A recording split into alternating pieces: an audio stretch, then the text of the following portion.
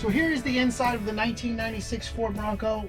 One of the main reasons why I decided to purchase this Bronco was not only because of the color, just look at the paint, but my favorite thing, which is really hard to ever see in any Bronco, is the manual transmission. You know, you got to have the 3 pedals. It makes it so much more desirable, and there's just so few of them made, and if they are made, they're usually only in white. Well, I'm excited to hear more about this Bronco right here, because the day you picked it up, I did not see your vision. I am sitting in a completely different vehicle. Why don't you tell us a bit about it? So I actually got it from Greeley, Colorado.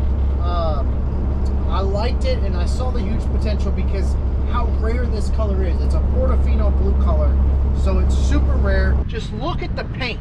And what also makes it extremely rare is it's in the 5-speed manual transmission.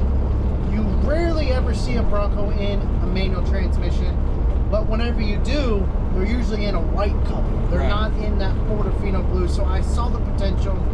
It did have a little bit of rust on the quarters, both quarters, so what I ended up doing was I got brand new metal quarter panels in there, did a full paint job, new grille, new headlights, new tail lights.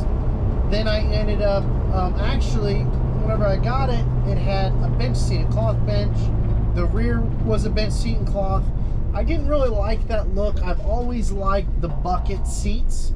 So what I ended up doing was I ended up buying a parts Bronco because it had the bucket seats in it and it had the blue rear, and put those in here. Got the center console, painted the center console, got brand new seat covers on it, and then what I did after that was I threw a 4-inch rough country lift on there, put some 33-inch BF Goodrich tires on a lifted Bronco with the US mags. It gives it that classic vintage look that they just didn't have in 1996, but it is period correct. It was the biggest size I could get without rubbing really bad. Yeah. So that's usually a problem. I mean, because on your 79, you had what, 35s? I had 35. So on the 79s, you can go up to a 35 on a 4-inch lift. You guys need to check that video out too. That Bronco is sweet.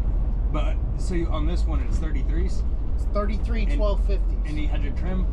We did have to do a little bit of trimming, a little bit modifications on the front bumper for it to be a perfect fit with 0 rubbing at all. You can't even tell whenever you're looking at it from the outside.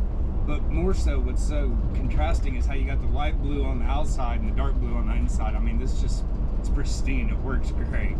But so you said this is a rare color. Just look at the paint. I mean, is it 1 year run only, or what is it? So yeah, I believe it's only made in the 96, and what's nice about this Bronco is it's a 1996, which is the last year for this body style in a Bronco. So it makes it just that much more special. Very cool. Well, folks, really appreciate y'all watching the episode, but we are in something special now. Rob, what is this?